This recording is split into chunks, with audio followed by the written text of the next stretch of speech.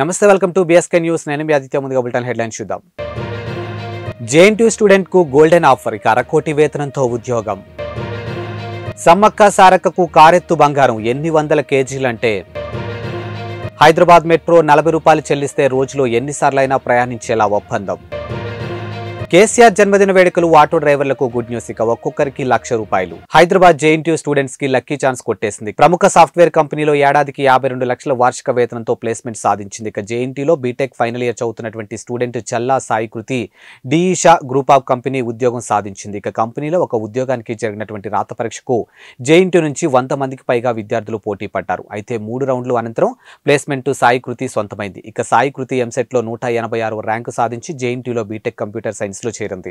సాయి కృతి అక్క సాఫ్ట్వేర్ రంగంలో స్థిరపడగా ఆమెను స్ఫూర్తిగా తీసుకుని సాఫ్ట్వేర్ వైపు మొగ్గు చూపినట్లు తెలిపింది. ఇక తండ్రి మహిదర్ న్యూలాండ్ ల్యాబొరేటరీలో ప్రాజెక్ట్ మేనేజర్ కాగా తల్లి ఉషారాణి గృహిణి. ఇక దేశవ్యాప్తంగా పేరుగాంచినటువంటి ఐఐటీలు ఎన్ఐటీల్లో ప్లేస్మెంట్స్ తగ్గినట్లుగా ఇటీవల వార్తలు వస్తున్నాయి. ఈ నేపథ్యంలో ఈ ఏడాది జేఎన్టీయూ కాలేజ్ నుంచి 20% ప్లేస్మెంట్స్ పెరిగినట్లు ప్రిన్సిపల్ నరసింహారెడ్డి వెల్లడించారు. ఇక భారీ ప్యాకేజ్తో ఉద్యోగం పొందినటువంటి సాయి కృతికి పలువురు శుభాకాంక్షలు తెలిపారు. మేడారం జాతర అంటే అందరికీ టక్కున గుర్తొచ్చేది నిలువెత్తు బంగారం. ఇక తమ కోరికలు తీరితే ఎత్తు బంగారం సమర్పిస్తామని భక్తులు మొక్కుకుంటూ ఉంటారు. ఇక కోరికలు తీరగానే అమ్మవారికి బంగారాన్ని సమర్పిస్తారు. అయితే ఓ భక్తుడు తన కారు బరువుకు సమానంగా బంగారాన్ని తూకం వేసి అమ్మవార్లకు సమర్పించారు. సిద్దిపేట జిల్లా బెజ్జంకి మండలం వీరాపూర్ గ్రామానికి చెందినటువంటి రమణాచారి కారు డ్రైవర్ గా జీవనం సాగిస్తూ ఉన్నాడు. ఇక నా కష్టాలు తీరితే కారు బరువు సమానంగా బంగారం సమర్పించుకుంటానని సమ్మక్క సారలమ్మకు గత ఏడాది మొక్కుకున్నాడు. ఇక తన కోరిక నెరవేరడంతో పాటు మరొక కారు కొనడంతో అమ్మవార్ల మొక్కు తీర్చుకున్నాడు. ఇక మేడారంలో కారును తూకం వేసే పరిస్థితి ఉంటుందో ఉండదోనని ముందే వేబిర్జి కారును తూకం వేశాడు. ఇక కారు బరువు 1340 కిలోలు ఉండగా అందుకు సమానంగా బంగారాన్ని తూకం వేసి మొక్కును తీర్చుకున్నాడు. ఇక భక్తులకు ఇంటింటికి మేడారం సమ్మక్క సారలమ్మ ప్రసాదం మేడారం సమ్మక్క సారలమ్మ జాతరకు వెళ్లేలని భక్తుల కోసం ఒక పవిత్ర కార్యానికి టీఎస్ఆర్టీసీ శ్రీకారం చుట్టింది. ఇక గత జాతరలు మాదిరిగానే ఈసారి కూడా సమ్మక్క సారలమ్మ అమ్మవార్ల ప్రసాదాన్ని భక్తులు ఇంటికే చేర్చే సేవను అందిస్తుంది. ఈ మేరకు దేవాదాయ శాఖతో టీఎస్ఆర్టీసీ లాజిస్టిక్స్ విభాగం ఒక ఒప్పందం కుదుర్చుకుంది. ఇక దేవస్థానం నుంచి అమ్మవార్ల ప్రసాదంతో పాటు పసుపు కుంకుమను భక్తులకు సంస్థ అందచేయనుంది. హైదరాబాద్ మెట్రోలో 2 కిలోమీటర్ల ప్రయాణానికి టికెట్ ధర ₹3. అదే సమయంలో 40 చెల్లిస్తే చాలు ఒక రోజులో ఎన్నిసార్లైనా మెట్రోలో ప్రయాణించవచ్చు. ఈ ఆఫర్ భలే ఉంది అనుకుంటున్నారా? ఇక వాస్తవానికి ఇది ఆఫర్ ఏం కాదు. మెట్రో నిర్మాణం మొదలుపెట్టే సమయంలో కుదిరిన ఒప్పందంలో ఇదే విషయాన్ని ప్రస్తావించారు. అయితే మెట్రో సేవలు అందుబాటులోకి వచ్చే సమయంలో మాత్రం ఒప్పందానికి విరుద్ధంగా అధికంగా టికెట్ ధరలు నిర్ణయించారు. ఇక అధిక ఛార్జీలను వసూలు చేయడంతో 2017 నవంబర్ నుంచి 2020 మార్చి వరకు హైదరాబాద్ మెట్రో నిర్మాణ సంస్థ ప్రయాణికుల దగ్గర నుంచి అదనంగా 213.77 కోట్లు వసూలు చేసిందని కంపోర్ట్లర్ అండ్ ఆడిటర్ జనరల్ వెల్లడించింది. కారిడార్ 3లోని నాగోల్ నుంచి అమీర్పేట వరకు డీటెయిల్ ప్రాజెక్ట్ రిపోర్టర్ సరిగా నిర్వహించకపోవడంతో అంచనా వ్యయం 1232 కోట్లకు పెరిగిందని కాగ్ వెల్లడించింది. బీఆర్ఎస్ అధినేత మాజీ ముఖ్యమంత్రి 70వ పడిలో అడుగుపెట్టనున్నారు. ఈ నెల 17న ఆయన పుట్టినరోజు వేడుకలు ఘనంగా నిర్వహించేందుకు పార్టీ శ్రేణులు అన్ని ఏర్పాట్లు చేస్తూ ఉన్నాయి. ఇక తెలంగాణ భవన్లో కేసీఆర్ పుట్టినరోజు సెలబ్రేషన్ చేయనట్లు మాజీ మంత్రి తలసాని శ్రీనివాస్ యాదవ్ వెల్లడించారు.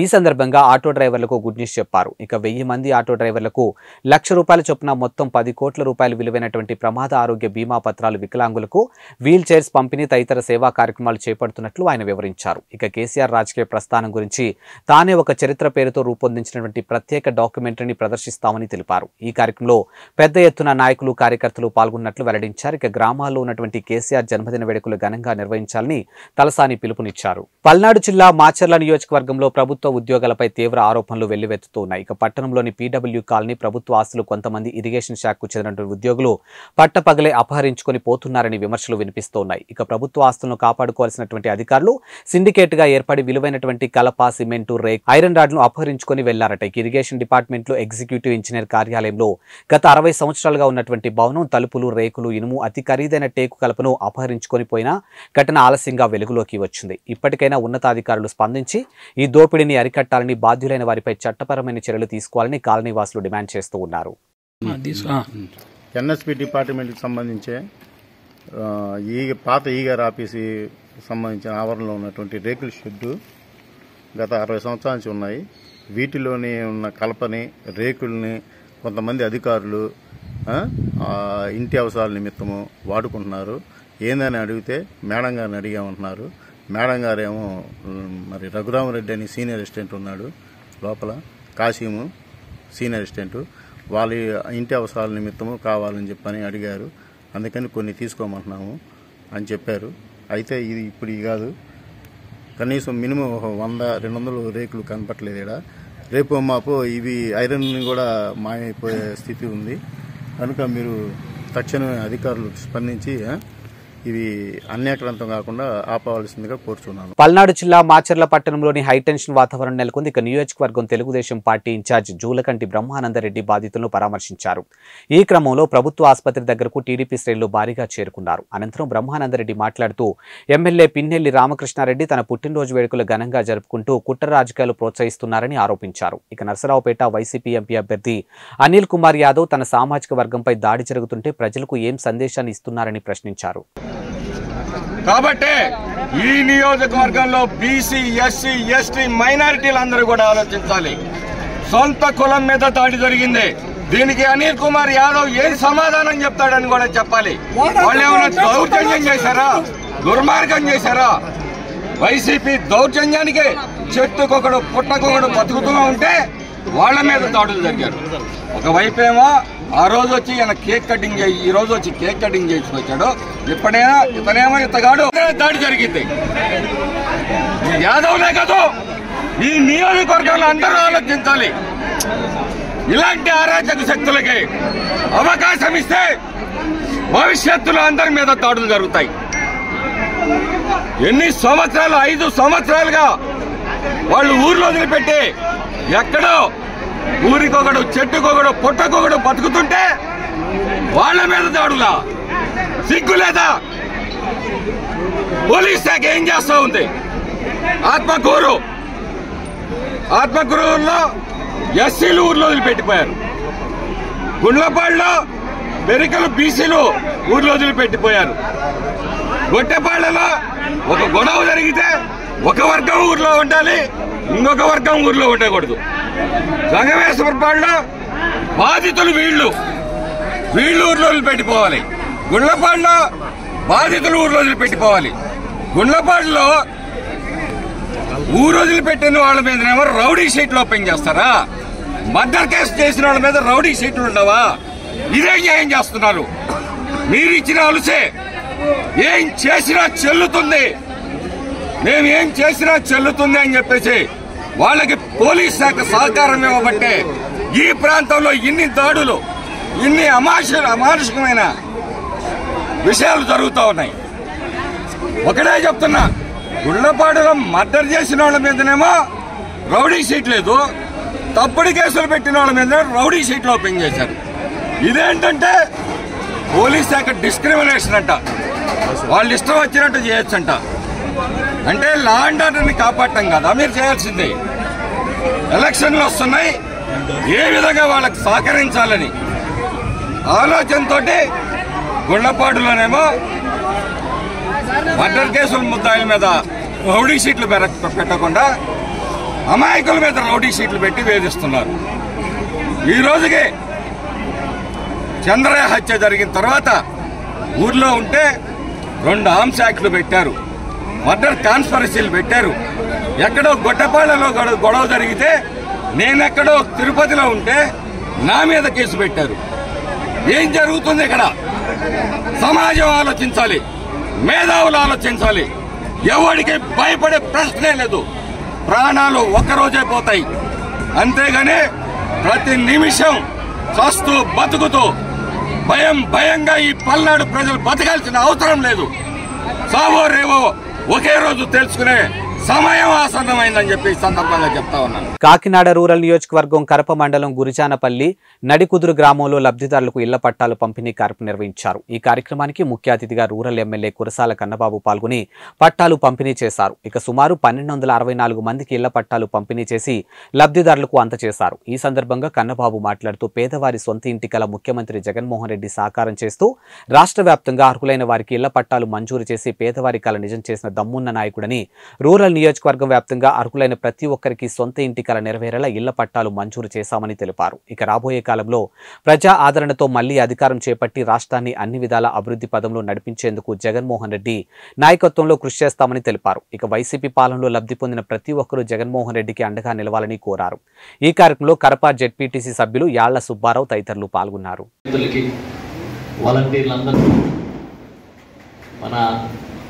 సెక్రటరీ గారు, ఇతర స్టాఫ్కి. సంతోషం. ఈరోజు నడకుదురు గ్రామంలో ఇళ్ల స్థలాల పట్టాల పంపిణీని చేస్తూ ఉన్నాం. ఇంతకుముందు గతంలో మీ అందరికీ పట్టాలు మంజూరు చేసి కరపలో స్థలాలు ఇవ్వాలని చెప్పి ఏర్పాట్లు చేశాం. అయితే ఆ తర్వాత క్రమంలో మనం ఇక్కడ నడకుదురు గ్రామానికి ఆనుకుని పెనుగుదురులో పరిధిలో ఉన్న భూమి, గురజనాపల్లి సమీపంలో ఉన్న భూమిని సాల్ట్ ల్యాండ్ని ఇళ్ల స్థలాల కోసం తీసుకోవాలి అని చెప్పి గౌరవ ముఖ్యమంత్రి జగన్మోహన్ రెడ్డి గారిని నేను రిక్వెస్ట్ చేసినప్పుడు వారి అనుమతితో, వారి ఆదేశాలతో కేంద్ర ప్రభుత్వంతో మాట్లాడి 174 ఎకరాల భూమి సేకరించడం జరిగింది. అప్పుడు ఆ దశలో గోవింద్ గారు కానీ ఇతర పెద్దలందరూ వచ్చి మా ఊరి పక్కన మీరు మా ఊరిని ఆనుకుని భూమి తీసుకుంటున్నారు కాబట్టి కడపలో కాకుండా ఇక్కడ ఇస్తే బాగుంటుందని చెప్పి ఇక్కడ వేదిక మీద ఉన్న పెద్దలు కానీ ఇక్కడ ఇంకా లేని పెద్దలు అందరూ కూడా నన్ను రిక్వెస్ట్ చేశారు. చాలా ఆనందకరమైన రోజని నేను భావిస్తాను. అవునా కాదా? ఎందుకంటే సొంత ఇంటి కళ అనేది అందరికీ ఉంటుంది. ఇప్పుడు అతింట్లో ఉన్నామనుకోండి, ఇంటి మానస్ నుంచి అన్ని ప్రాబ్లమ్స్ ఉంటాయి. ముగ్గు వేయలేదని, కళ్యాణం చల్లలేదని, ఇవన్నీ ఉండవు. అదే మీకు సొంత ఇల్లు ఉందనుకోండి, ఎవరు మిమ్మల్ని ఒక మాట అనే అవకాశం లేదు కదా. అది కూడా ఒక టౌన్లో ఇవ్వడం అనేది. మీకు ఈ సాల్ట్ ల్యాండ్ అనేది సెంట్రల్ గవర్నమెంట్ వాళ్ళ యొక్క పరిధిలో ఉండి వాళ్ళు ఎవరు కూడా ఇచ్చే పరిస్థితి లేదు. కానీ గౌరవ ఎమ్మెల్యే గారు ఆ ల్యాండ్ ఎందుకు పట్టుబట్టారు అని అంటే, మనకి టౌన్కి చాలా దగ్గరగా, నేషనల్ హైవే 260కి చాలా దగ్గరగా ఉంటుంది. అన్ని వసతులు కూడా అక్కడ మనం కల్పించగలిగితే ఒక మంచి టౌన్లా ఉంటుంది అన్న ఉద్దేశంతో గౌరవ సీఎం గారి ద్వారా ఆ సెంట్రల్ గవర్నమెంట్లో ఉన్న అధికారులతో మాట్లాడి, అసలు యాక్చువల్గా అయితే 1 ఇయర్ కూడా అది అయ్యేది కాదు. ఇంకా నెక్స్ట్ ఇయర్ ఎప్పుడో మనం ఈ ప్రోగ్రాం పెట్టుకోవాల్సింది. కానీ పట్టుబట్టి వారికి ఆ అమౌంట్ కూడా 54 కోట్లు చెల్లించి మనం ఆ ల్యాండ్ తీసుకోవడం జరిగింది. అదేవిధంగా మీరు గమనించండి, ఇంతకుముందు మనం పట్టాలు ఇచ్చేటప్పుడు, మా రెవెన్యూ డిపార్ట్మెంట్ పట్టాలు ఇచ్చేటప్పుడు మీకు ఒక పట్టా ఇచ్చేవాళ్ళం. ల్యాండ్ ఎక్కడనేది కూడా సరైన ఐడెంటిఫికేషన్ ఉండేది కాదు, జంగిల్గా ఉండేది. అక్కడ సరైన మౌలిక సదుపాయాలు కూడా ఉండేవి కాదు. కానీ ఇప్పుడు మేము చక్కటి రోడ్లు వేస్తాము, తర్వాత పవర్ కనెక్షన్ ఇస్తాము, వాటర్ ఫెసిలిటీస్ ఇస్తాము. అదేవిధంగా ఇల్లు కట్టుకొని ఆ ఇంట్లో నివాసం ఉంటూ ఆ ఇంటిని కూడా మీకు హక్కు కలిగించేటట్టుగా రిజిస్ట్రేషన్స్ కూడా, అంటే లబ్ధిదారుడికి ఎటువంటి ఇబ్బంది లేకుండా అన్ని సౌకర్యాలు అక్కడ కల్పించడం జరుగుతుంది. దానికి సంబంధించి ఆ వర్క్ సంబంధించి ఆ టెండర్స్ కానీ అవన్నీ కూడా ప్రాసెస్ జరుగుతుంది. కాబట్టి ఒక మంచి లేఅవుట్ మీరు వెళ్తున్నందుకు స్టేట్ గవర్నమెంట్ అయితే వెంటనే అలర్ట్ అవుతుంది, కానీ సెంట్రల్ గవర్నమెంట్ నుంచి తీసుకురావడం అనేది ఒక నిరంతర కృషి. దగ్గర 4 సంవత్సరాల పాటలు పడితేనే కానీ ఆ ల్యాండ్ అలర్ట్ అవ్వలేదు. ఇంకొంచెం ముందుగా అలర్ట్ అయి ఉంటే మీకు ఇంకా సకల సౌకర్యాలు ఈ పాటికే ఏర్పాటై ఉండి, కానీ అప్పటికి కూడా రోడ్లు అవి ఏర్పాటు చేసి త్వరలోనే మీ అందరికీ కూడా హ్యాండ్ ఓవర్ చేయడానికి ఏర్పాట్లు చేస్తున్నారు. ఎక్కడ కూడా రాజీ పడిన వ్యక్తి ఈ మన కాన్స్టిట్యున్సీలో కురసాల కన్నబాబు గారు వచ్చిన తర్వాత జరుగుతున్న అభివృద్ధి కానీ, ఈయన గారి ప్రభుత్వం ఏర్పడ్డాక జరుగుతున్న సంక్షేమం కానీ ముందు ఇంతకే అభివృద్ధికి మారిపోయారు మన కురసాల కన్నబాబు గారు ఒక విజన్ ఉన్న నాయకుడు. ఎంతో ఏ విధంగా ఆయన వ్యవహార శైలి ఉంటుందంటే, ఒక గ్రామాన్ని డెవలప్ చేయడం కోసం ఒక ప్రణాళిక సిద్ధం చేసుకుని, ఒక బుక్ రెడీ చేసుకుని, స్టార్టింగ్ నెగ్గిన దగ్గర నుంచి ఈ రోజు వరకు ఆయనే పర్సూ చేసుకుంటూ మీ నాయకులు ఇచ్చిన వినతి పత్రాలే కాకుండా ఆయన సొంతంగా కూడా మనం ఈ గ్రామాన్ని ఏ విధంగా అభివృద్ధి చేస్తే అందరికీ మేలు జరుగుతుందని చెప్పి ఒక విజన్ తోటి ముందుకెళ్లే నాయకుడు. అటువంటి నాయకుడిని మనం రాబో రోజుల్లో మరోసారి ఆశీర్వదించాలి. పన్నుల రూపంలో కాకినాడ కార్పొరేషన్ కు కాకినాడ నగర ప్రజలు చెల్లిస్తున్నటువంటి సొమ్మును 500 కోట్ల రూపాయలను ద్వారంపూడి దోచుకుని వాటిని కప్పిపుచ్చుకోవడానికి పూజలు నిర్వహిస్తున్నారని కాకినాడ సిటీ మాజీ ఎమ్మెల్యే వనమాడి కొండబాబు ఆరోపించారు. కాకినాడ జిల్లా తెలుగుదేశం పార్టీ కార్యాలయంలో నిర్వహించినటువంటి పత్రికా విలేకరుల సమావేశంలో కొండబాబు మాట్లాడుతూ, కాకినాడ సాంబమూర్తి నగర్లో వెంకటేశ్వర స్వామి ఆలయ నిర్మాణానికి తిరుమల తిరుపతి దేవస్థానం నుంచి 2 కోట్ల రూపాయలు మంజూరు చేయడం జరిగిందని, గతంలో చెప్పిన ద్వారంపూడి ఇప్పుడు తన సొంత నిధులు 4 కోట్ల రూపాయలతో ఆలయ నిర్మాణం చేపట్టమని చెప్పడం విడ్డూరంగా ఉందని అన్నారు. ఇక టీడీఆర్ బాండ్స్ పేరుతో 250 కోట్లు కొట్టేసి ఇప్పుడు వెంకటేశ్వర స్వామి కళ్యాణం నిర్వహిస్తున్నాడని, గతంలో ఇదే మాదిరిగా సురేష్ నగర్ ప్రభుత్వ భూమిపై టీడీఆర్ బాండ్ల రూపంలో ప్రజల సొమ్ము 160 కోట్లు దోచుకుని యజమానులను బెదిరించి దోచుకున్న ఐశ్వర్య గ్రాండ్ హోటల్ భూమి నందు వెంకటేశ్వర స్వామి కళ్యాణం నిర్వహించడాన్ని, పగలు హిందువుల కోసం పూజలు నిర్వహించే ద్వారంపూడి రాత్రులు ఓ క్రైస్తవుడు ముఖ్యమంత్రిగా ఉండాలని కోరుకుంటున్నారని సభలో చెప్తున్నాడని, తన స్వార్థ రాజకీయాల కోసం కులాలను మతాలను వాడుకున్న చరిత్రహీనుడు ద్వారంపూడి అంటూ మండిపడ్డారు. ఈ సమావేశంలో కాకినాడ సిటీ అధ్యక్షులు మల్లిపూడి వీరు, తాజుద్దీన్, మాజీ కార్పొరేటర్ ఒమ్మి బాలాజీ, టీడీపీ నాయకులు తుమ్మల రేష్, గుజ్జుల లక్ష్మణరావు తదితరులు పాల్గొన్నారు.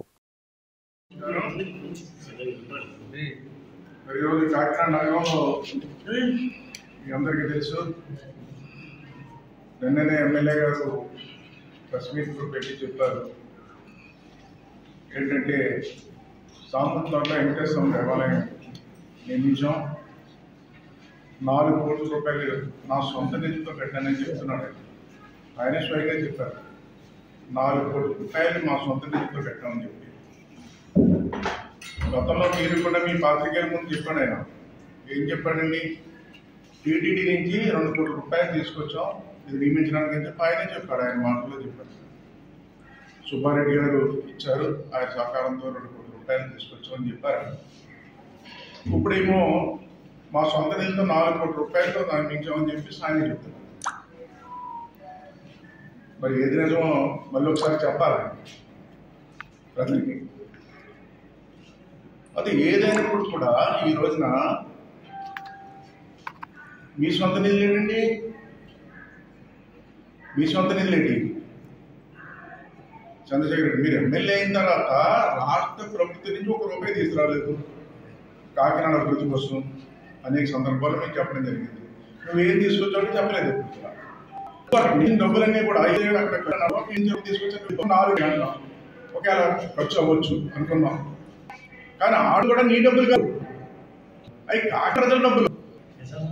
కాకినాడ ప్రజలు పన్నుల రూపంలో కట్టిన కష్టార్జితం నువ్వు ఎలా దోసేసావో చెప్పాలి మేము. కార్పొరేషన్ నుంచి, ఆ కార్పొరేషన్ నుంచి దోచేసిన డబ్బులన్నీ కూడా ఈరోజు నువ్వు ఖర్చు పెడతావు. అదేవిధంగా టీడీఆర్ బాండ్స్ భూమి లేకుండా భూమి ఇచ్చినట్టుగా చూపించి టీడీఆర్ బాండ్స్ రూపంలో కొట్టేస్తావు 160 కోట్ల రూపాయలు. అది కూడా మేము బయట పెట్టాం.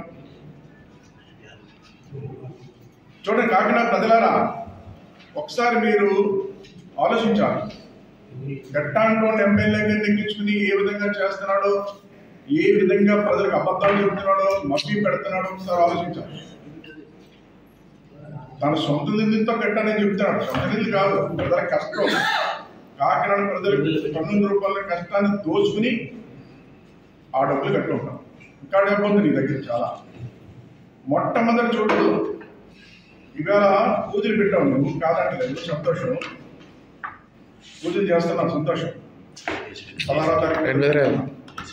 అంత ముందేమో Suresh Nagar park TDR bond కొట్టేసినప్పుడేమో ఐశ్వర్య గ్రాండ్ ల్యాండ్ లో పూజలు పెట్టాం.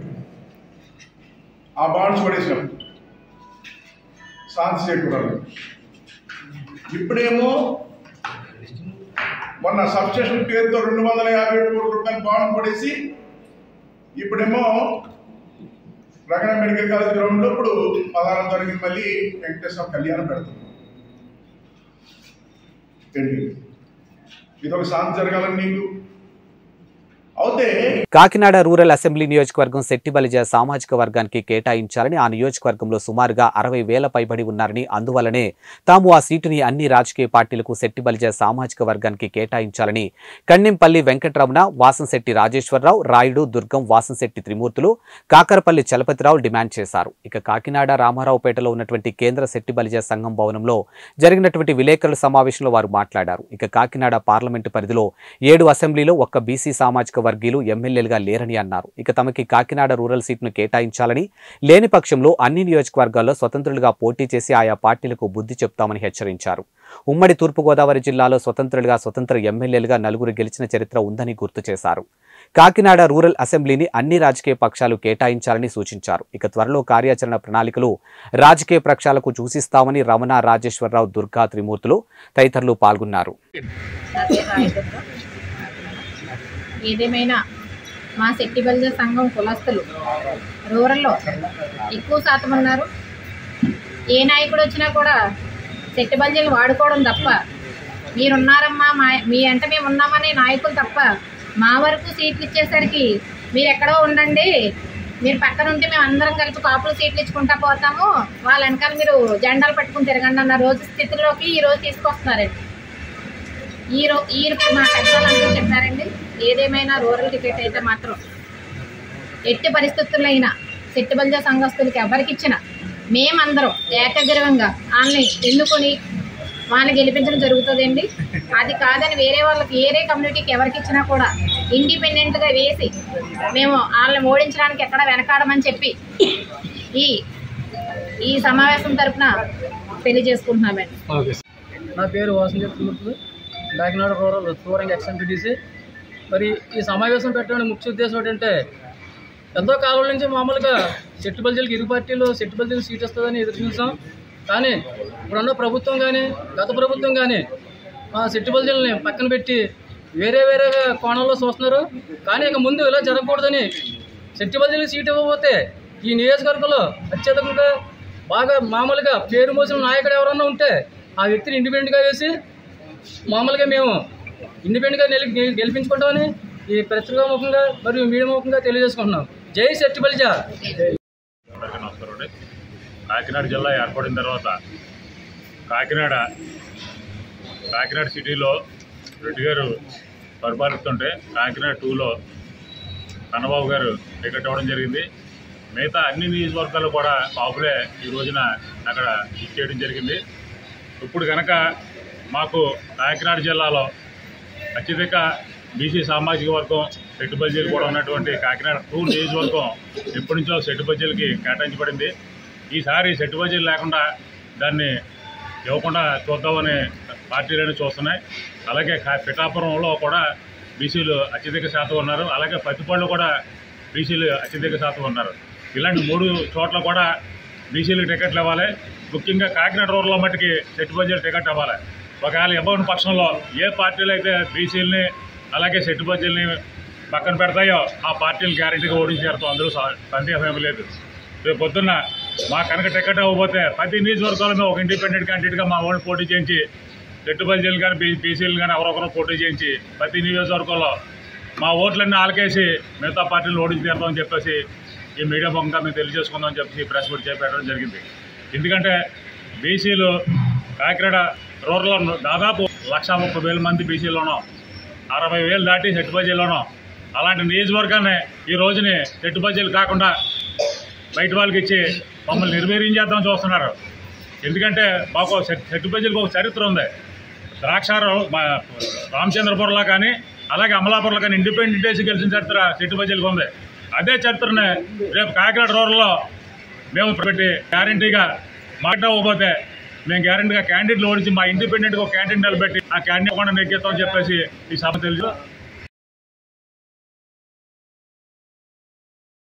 ఏ రంగంలో పనిచేసే కార్మికులైనా కనీస వేతనంగా 26,000 చెల్లించాలని సిఐటియు జిల్లా ప్రధాన కార్యదర్శి చెక్కల రాజ్ కుమార్, ఏఐటియుసి జిల్లా ప్రధాన కార్యదర్శి Tokala Prasad, INTUC AP Telangana organising secretary Talluri Raju కోరారు. ఇక శుక్రవారం గ్రామీణ బంద్ ట్రాన్స్పోర్ట్ సమ్మె, పారిశ్రామిక సమ్మెను నిర్వహించారు. ఇక కాకినాడ ఆర్టీసీ డిపో వద్ద నిరసన కార్యక్రమం చేపట్టారు. ఈ సందర్భంగా వారు మాట్లాడారు. కౌలు రైతులకు పంట రుణాలు, పంట నష్టం, ఇన్సూరెన్స్ సౌకర్యం భూ యజమానితో సంబంధం లేకుండా కల్పించాలని తెలిపారు. ఇక ఉపాధి పథకాన్ని 200 రోజులకు పెంచాలని, రోజు వేతనం 600 చెల్లించాలని, ట్రాన్స్పోర్ట్ కార్మికుల మెడపై పెట్టినటువంటి కత్తి, హిట్ అండ్ రన్ చట్టాన్ని రద్దు చేయాలని డిమాండ్ చేశారు. ఈ కార్యక్రమంలో సిఐటియు జిల్లా కోశాధికారి Malaka Ramana, AP building and other construction worker union జిల్లా అధ్యక్షులు, కార్యదర్శులు నిట్ల శ్రీను తదితరులు పాల్గొన్నారు. Samyukta Kisan Morcha, all India trade unions ఈ రోజు సమ్మెకు పిలుపునివ్వడం జరిగింది. ఈ సమ్మెలో భాగంగా గ్రామీణ బంద్లో భాగంగా ట్రాన్స్పోర్టు సమ్మె పారిశ్రామిక సమ్మెలో భాగంగా కాకినాడ జిల్లా కేంద్రమైనటువంటి ఆర్టీసీ డిపో దగ్గర మేము కేంద్ర కార్మిక సంఘాలు అలాగే రైతు సంఘాలు వ్యవసాయ కార్మిక సంఘాలు సమ్మె చేస్తూ ఉన్నాం.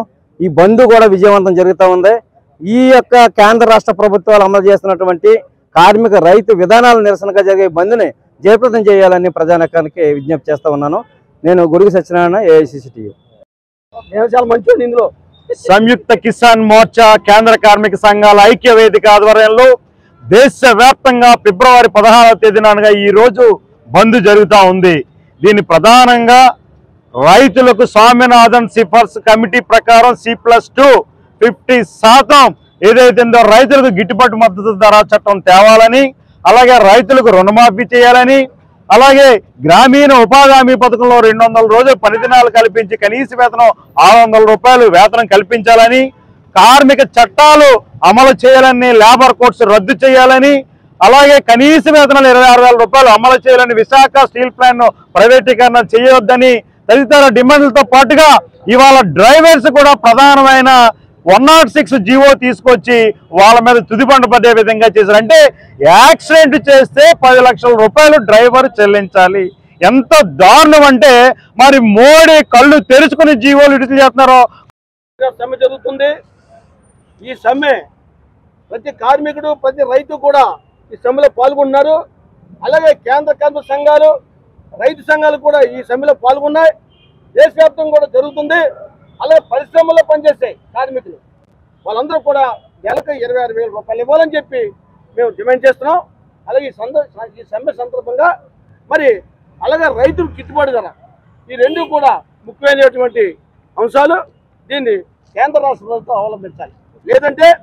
లేదంటే మేము దీన్ని దేశవ్యాప్తంగా సమ్మె కాకుండా ఇంకా ఉధృతంగా ఈ సమ్మె గ్రామాల్లోకి అలాగే పల్లెల్లో కూడా పాయించేలాగా ఈ సమ్మెను మేము చేయాలని కోరుకుంటున్నాం. అలాగే మరి ఈవేళ Kakinada RTC bus stand Sri Usha Rajeshwari సమితే శ్రీ భాను రామలింగేశ్వర స్వామి వారి దేవస్థానంలో కొలువైనటువంటి ప్రత్యేక దైవం సూర్యనారాయణ మూర్తి దర్శనానికి బారులు తీరారు. ఇక రథసప్తమి సందర్భంగా శుక్రవారం ఉదయం కాకినాడలో సూర్యనారాయణ మూర్తి ఆలయం ఉండడంతో వేకువజాము నుండే భక్తులు అధిక సంఖ్యలో పోటెత్తారు. కమిటీ చైర్మన్ వాకాడ వీర వెంకట సత్యనారాయణ, ఆలయ ఈవో శ్రీనివాస్ ఆధ్వర్యంలో సిబ్బంది ప్రత్యేక ఏర్పాట్లు చేశారు. సుప్రభాత సేవ అనంతరం పలువురు దంపతులు సాంప్రదాయ దుస్తులతో వచ్చి ప్రత్యేక క్యూ మార్గం గుండా సూర్యనారాయణ మూర్తికి గోక్షీరాభిషేకాన్ని భక్తితో నిర్వహించారు. ఈ సందర్భంగా వారు మాట్లాడుతూ ఆలయంలో రథసప్తమి సందర్భంగా స్వామివారికి ప్రత్యేక పూజలు నిర్వహించడం జరిగిందని పేర్కొన్నారు. ఇక మధ్యాహ్నం అన్న విస్తరణ చేపట్టినట్లు తెలిపారు. ఇక కాకినాడ సిటీ ఎమ్మెల్యే ద్వారంపూడి చంద్రశేఖర్ రెడ్డి సూచన మేరకు రథసప్తమి అన్ని ఏర్పాట్లు చేయడం జరిగిందని పేర్కొన్నారు.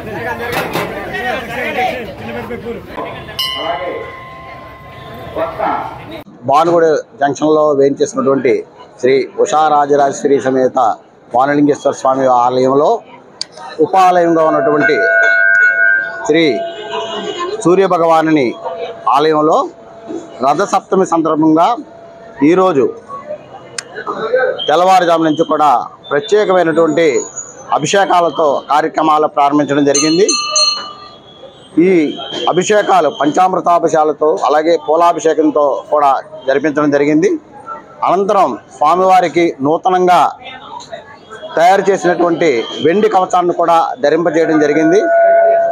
ఈ యొక్క అలంకరణతో రథసప్తమి సందర్భంగా ఈరోజు విశేషంగా ప్రత్యేకమైన పూజలు జరిపించి భక్తులందరికీ కూడా ఉదయం 6 గంటల నుంచి కూడా దర్శనం జరిపించడం జరుగుతుంది. అలాగే ఈరోజు భక్తులందరికీ కూడా తీర్థప్రసాదాలతో పాటు ప్రసాదాన్ని అలాగే మధ్యాహ్నం 12 గంటలకి అన్నదాన కార్యక్రమాన్ని కూడా ఏర్పాటు చేయడం జరిగింది. ఈ యొక్క కార్యక్రమాలన్నీ కూడా మా సిటీ ఎమ్మెల్యే అయినటువంటి ద్వారంపూడి చంద్రశేఖర్ రెడ్డి గారి నేతృత్వంలో వారి సూచనల మేరకు ఈ యొక్క కార్యక్రమాలన్నీ కూడా నిర్వహించడం జరుగుతుంది.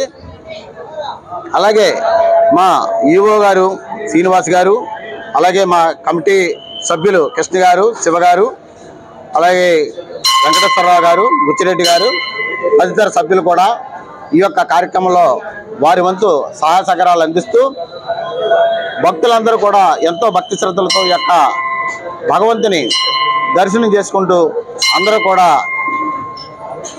వారి వంతు సహాయార్థం ఏ విధమైనటువంటి ప్రశాంతంగా ఉంటూ ఏ విధమైనటువంటి అశాంతి లేకుండా కూడా అందరూ కూడా భక్తి శ్రద్ధలతో దర్శనం చేసుకుని తీర్థ ప్రసాదాలు స్వీకరించి అందరూ కూడా సుఖంగా ఉంటారని కూడా కోరుకుంటూ మన యొక్క మీడియా తరపు నుంచి మిమ్మల్ని అందరినీ కూడా వేడుకుంటున్నాం. నా పేరు వాకాడ వీర వెంకట సత్యనారాయణమూర్తి, ఈ ఆలయ కమిటీ చైర్మన్గా ఉంటున్నాను. ఇవి వాళ్ళ బులెటిన్ అప్డేట్స్. మరో బులెటిన్తో మళ్ళీ కలుద్దాం. అంతవరకు సెలవు, నమస్కారం.